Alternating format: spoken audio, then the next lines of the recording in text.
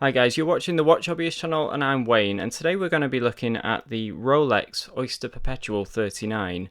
Now this is a watch that came out a few years ago. I think it was around about 2015. I think it was first announced at Baselworld, and they released a few different versions of it. One was grey, it was like a rhodium dial. That's the one that appealed to me the most at the time and I believe is the most popular choice. But there are other versions. There's a blue dial, there's also like I think it's a plum dial, and there's like a funny looking green dial. Now, to be honest, the only one that really appealed was the grey one, but unfortunately what they've done with the dial on the other models so this is like the 2018 model, but the previous models, is they had like these little dots that you see here. Hopefully you can see sort of going around the edge of the dial, which are in black on this watch. They actually had them in different colours. So with the blue dial you had like a lime green going on, with the grey dial you had a blue dot going on. And it just basically put me off the model. It really didn't appeal to me. If they would have left it more plain, which I think suits this watch very well, without any extra colours going on, it would have probably been something I would have bought sooner. So roll on to 2018 Baselworld this year, and of course we had the Pepsi GMT, we had all different Tudors and all these different watches. Unfortunately, the new Oyster Perpetual seems to just get lost in the mix. They weren't really very well sort of advertised in even the reviews that I saw at the time. You know, they just seem to sort of brush over them. But I was really, really excited about this watch, apart from just a couple of reservations that I had. But I didn't know when it was actually coming out. I didn't put my name down for it, anything like that. And I'm also, if I'm honest, I have not been really as much into Rolex as I have been in the past few years, because of all the hype that goes on, because of the nightmare it becomes to actually buy one of, say, the professional models. If you want to go and buy a Submariner, oh no, so there's going to be a 6-month wait, 12-month wait, we're going to hold back all the warranty cards here in the UK, things like that. So it has put me off the brand a bit, but this was still a watch that really appealed to me. And I was in my local shopping centre the other night. I was literally on the way to buy another watch, but it was going to be like a very cheap Seiko watch, 200, well, not very cheap, but £200 Seiko watch. And I was browsing the Rolex window on the way to pick up the Seiko, and this was in the window. So I popped in, had a look at it, and that's the rest is history, I guess, because obviously it's here with me now. Now, there was also a black dial version that was available this year, and that was available in the store, but that had been bought the night before, and then I bought the white model the night after. So obviously they are sort of on the radar of some collectors out there. They're not the type of watch to just sit around, I don't think. I think they are relatively in demand at the moment, these models. But they're a really, really interesting option if you're looking for, say, well, in my case, I was looking for a Rolex that was a bit more under the radar, or certainly a watch that was a bit more under the radar. But I do like my Rolex watches because they are such good quality. You know, I still love the brand. I still love the actual quality of the watches. I just hate all the craziness surrounding the brand at the moment. But in terms of this watch, you know, as soon as I held it, it was exactly what I expected. Great tolerances between the bracelet and the case, everything like that. But the reservation that I did have with this particular model is when you see these watches in pictures, and obviously it's not that easy to go and see these watches before they're released unless you get invited to one of these Basel events or whatever. When you see the watches in pictures, things look very, very different. So little details, which, let's face it, most of the details on a watch are very little because it's only a small piece of technology. Things like the Rolex crown. So at the 12 o'clock position, you have the Rolex coronet or coronet. I never ever know how to say it, and I have the worst French accent in the world, so I'm not even going to go there. But basically, that crown at the 12 position is obviously, well, it's probably white gold, and it's therefore shiny, and that's a little bit at odds with like the mostly matted case.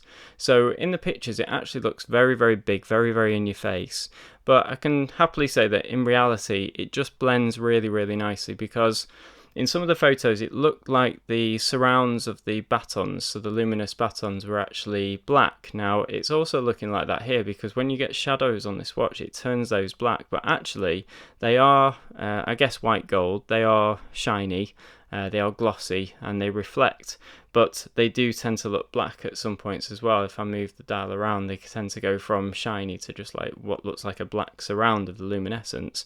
But that's not the case at all. So because they're shiny as well as the Rolex Crown at 12, it actually blends really nicely and works really, really well. And it really adds to the dial.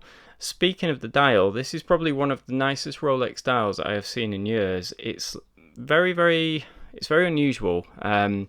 It looks white in natural light, but as you can see here, although it does look quite white, it can also look quite silvery, and it has like a very matte finish to it. It does look like it's sprayed white and painted white. You can still see that when you look close to it, but the further you are away from the watch, the more it sort of flicks between silver and white in different lighting conditions, and it looks really, really good. It works really, really well with the rest of the case. And for me, that sort of is the whole ethos of this watch. So obviously, if you're a bit of a flashy person, I have nothing against that, but if you are a bit of a flashy person, then this watch probably won't work for you. It's a bit too subtle, and that's kind of the point. I think it's for the person that wants a quality watch. You know, you go and spend, well, here in the UK, this watch is £4,150, which somehow feels like a value watch in 2018, with all the prices that we have going on. But when you look at this watch as a whole as £4,150, obviously you're going to want some quality for that money, and this watch really does feel in hand as solid as you could ever imagine. We've got the Oyster bracelet going on, which you would expect. I'm going to get onto the bracelet in a moment. We've got excellent luminescence going on the dial, so all the batons are lumed. The crown obviously isn't at the top, so that helps at night to break up the dial, and you can really easily orientate the watch to see the time. So if it's on your bedside table or whatever in the dark, really easy to tell the time. The hands have really good lume as well, and you know, this is pretty much easily as good as sort of one of their dive watches. It has loads of lume going on, so it's really easy to tell the time in dark situations. And I would also say it's probably better than something like the Steel Sky Dweller, and probably as good as the current Datejust 41, I'd imagine. The Sky Dweller to me looks quite busy, the dial. This is very plain, nothing really going on too much, barely any writing, so it just has a really nice plain and simple effect. So for the person that's aging and maybe has trouble with their eyesight, which obviously is a common issue, if you want something that's not necessarily just your typical black dial watch, you know, although you can get this in black, I think the best colour for this model is white. I think it's really different, and there's not many brands that do white dials very good. There's Grand Seiko, and I'm actually going to get onto that because I'm going to do a comparison review with my recently purchased Grand Seiko here, which has a white dial, but not many companies do white dials that good. Rolex have kind of always done it well, in my opinion. So like if you look at like the Explorer 2, certainly the older model, the new model is very good, but I'm not really a big fan of that watch. But the older model, the 16570 series and previous, those white dials they're such like a pure white. They look fantastic, and not many companies get that color perfect, whereas Rolex always seem to. I don't think they do greens very well, but they do whites really well. I hope it's coming through as white on here. I've tried to set the white balance to really give the true look of this watch, but I'm working under different lighting conditions here, so it will sort of flick a little bit between colours.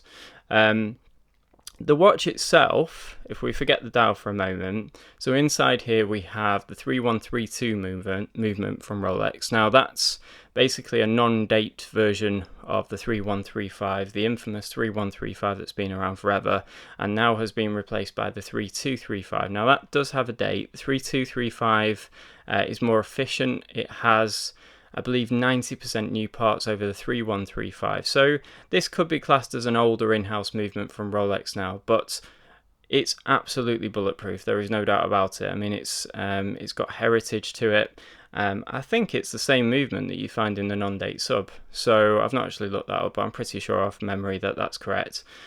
So obviously, you've got really, really great movement inside here. It's going to be super accurate. Rolex are now plus minus 2 seconds after they've cased the watch up. They expect that to be the accuracy of the watch that you buy. And obviously, if it isn't, then they will regulate it for you under warranty, and then we'll get that sorted. So really nice movement in here. Now you're not going to see the movement. It is under a solid case back. So unfortunately you don't get to see any of that. They are slightly decorated. If you look at photos of them, they do have some decoration going on these movements. They have like perlage to certain areas of the movement, but they also have massive screws and things like that. They're a bit utilitarian in their appearance, and I think that's why Rolex don't really do, as far as I know, they don't do any crystal case backs on their watches. And it's more from, as far as I'm aware from speaking to watchmakers, it's more from a maintenance perspective. Their watches are designed to be reliable, designed to be robust. Movements have exactly the same ethos, and any watchmaker I have ever spoken to about a Rolex movement is over the moon to work on them, because they're just apparently so easy. They have large screws and things like that going on. So, they're still very anti-magnetic, and they have all that sort of side to them, but they're also just a very well designed movement, even though you can't see it. And unfortunately Rolex has a lot of hype around it, and that can sometimes detract from how good these watches actually are. But they are genuinely very, very well made, and they do tend to be very, very reliable. You will always hear issues on forums and things like that, but I've never personally had an issue with a Rolex at any age of watch, so they seem to last really, really well. The one other point of contention for me with this watch is, firstly, the clasp. It's not an easy link clasp. Now, it's a shame, because obviously they see this as one of their base model watches, and that's fair, I think, in some circumstances, because you start spending £5,000-6,000 here in the UK. That's when you start to get the easy link clasps, and the next one up from this, I guess, would be something like the Rolex Explorer. That's also a 39mm case. I would think a very similar case, has a different dial. Obviously that's a black watch only, a black dial watch, but as far as I'm aware that does have the easy link, whereas this, it's around about £600-700 cheaper, and this doesn't have the easy link. Now, what is the easy link? For those that don't know, it's basically the clasp here has an extra link that folds over itself, and it gives you 5mm of leeway. So say it's a really hot day and you just want to extend the clasp because your wrist has expanded because of the heat. So you just literally pull it out, it expands the bracelet by 5mm, and it just gives you that little bit of extra comfort. And the other option is the glide lock, which is on like the Rolex Submariner and other watches.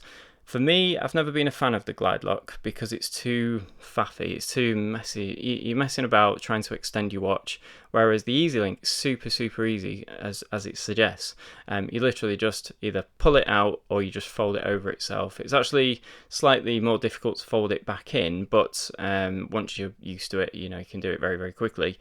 But the actual extension is the easiest part of it, and this misses out on that. So on a hot day, obviously there's not really any extension. Well, there's no extension at all, but in terms of adjustment, you can actually move the bracelet itself several notches within the clasp, but you would obviously not do that on the fly. You're going to do that once and then leave it like that. So it's just something to be aware of with these relatively, I suppose, cheaper models from Rolex. You don't get things like that, so it is a bit of a shame, but I don't think it detracts from the watch. I think this is still a very, very wearable watch. People wore watches without extending clasp for many, many years and weren't too bothered about it, but it's something that you should be aware of. I'm also a bit unsure. I heard somebody say it, and I do think there could be some truth to it, but I am not 100%. But the finishing on this watch, to me, appears different to what you would get on an Explorer. So as far as I'm aware, the other models in the range, like the Explorer onwards, seem to have like a lapped finish, which is, it's like a grain to the metal that's not straight and perpendicular. It's sort of well, it is, but it's like I can't really explain it. It's just a very intricate grain when you look closely at the bracelets when they're brushed. So the polished areas obviously would be polished. That's no different. But the actual brushing and the satinized sort of areas to the watch on, say, like an Explorer, just from memory seem a bit different. This seems a bit flatter in appearance. Seems a bit more vintage type of finish, and I think for me this really feels like a vintage watch in 2018, but with a real quality to it. So obviously, if you've ever looked at a vintage Rolex or anything, they're usually quite rattly and jingly, and they have hollow links and things like that. There's nothing like that going on here. We have solid end links, we have solid links throughout the bracelet. It has a nice weight to it. But it does have sort of a very vintage feel, and that is such a nice thing. But it's not got any sort of faux lume or, you know, anything that looks like a tobacco lume. Nothing like that going on. This just feels like a watch that you could have had passed down from your dad 20 years ago, 30 years ago. That's the sort of feeling it gives to me. And I think part of that is the thin case, which I'm going to show you the measurement shortly, and just the overall sort of look to the case as well. It has like a, you know, it's certainly not a fancy case in any way. It's just curved lugs, a bit of a sort of tonneau side to it, you know, on both sides as well. It has like a tonneau sort of shape going on there. And another thing to mention is that the crown is only a very, very simple crown system. So it unscrews with no real issues, 2 or 3 turns. It's nothing, you know, there's no major turns to it like a dive watch or anything like that. And now we just have this crown. There's probably no seals in there. I don't believe on these crowns that there's any seals whatsoever. And obviously there's no date on the watch, so you literally just pull the crown to the first position. It hacks the seconds of the 3132, and then you can adjust the time. Adjusting the time is quite nice on this watch for one reason. The way the watches are geared is sometimes quite different. And say you go on holiday and you just want to advance the hour hand by 1 hour. Some are quite slow geared to the point where you have to do a few turns to get it round to that next hour, which means obviously if you're setting the watch from scratch, it seems to take forever to set the time. This watch is very fast geared, and you literally just turn it with one turn and you get a good hour's worth of movement there in the hands. And that to me is quite important, because if I'm rushing, you know, I don't want to be messing about. I just want to set the time on the watch if I've not worn it for a few days and the power's run down, and then away I go. So it just works really, really nicely as a basic watch that tells the time. I think this is really, really hard to beat. I will be comparing it to things like the Grand Seiko, like I say, in another review, but as a Rolex that just works. I mean, I've put this on social media, so on my Instagram @WatchHobbyist. If you check that out, there's been loads of really, really good comments. I've put it on forums, and people have been really sort of very surprised and very pleased with the way it looks. They've all said it's beautiful. Somebody said is pretty much perfection. And really, you know, if we look at a watch as what do we need, something to tell the time, very hard to beat something like this. So let's have a look at the measurements, because that's something that I am intrigued myself. I never do that until the actual video itself. And the first one I'm going to look at is the height of the watch. So 11.35 or so millimeters. That's nice and thin. It's not super thin. I always compare to like the Patek that I had a while ago, which I've now sold, the Aquanaut, but that had a automatic movement inside there, just like this one does, and that was 8 millimeters or so thin. So it's not as thin as something like that, but it's still, you know, that's going to fit under a shirt cuff really, really easy. The diameter, obviously we know it's classed as the Oyster Perpetual 39, so we're getting in the region of 39 millimeters. There we go, so around about that. And then the all important lug to lug length, obviously that's only around about 47mm. So actually, in terms of its overall size, very similar to like a previous Submariner, a previous shape Submariner, not the current one I don't think, but along those lines, you know. So a little bit squared off, but goes to a nice taper at the end links. So, and then the actual shape of the watch, as I say, just works really, really well in terms of just being a nice dressy but everyday sort of watch. Now I'm just going to put it on my wrist and you'll get a good idea now of how it actually looks. So this is, my wrist is around about 6.75 inches. It's around about 50mm across the top of my wrist, and that's how it wears. So hopefully you can get some ideas of how thick it looks on the wrist. And for me personally, I just think for my size of wrist, it wears absolutely beautifully. I don't think it looks anything but short of perfect. So I hope you've enjoyed this little look at the Rolex 114-300. This is the Oyster Perpetual 39 with the white dial from Baselworld 2018. The watch retails for around about £4,150. If you like this review, please make sure you give it a thumbs up, and please make sure you subscribe to the channel. And also, if you hit the bell icon, then you'll be notified when I release more videos. And also, if you're on Instagram, please head over to my channel on there, which is @WatchHobbyist. You can see all my latest watches and any watches that I've picked up, any watches that I've seen and had a look at. And I'll see you on there soon.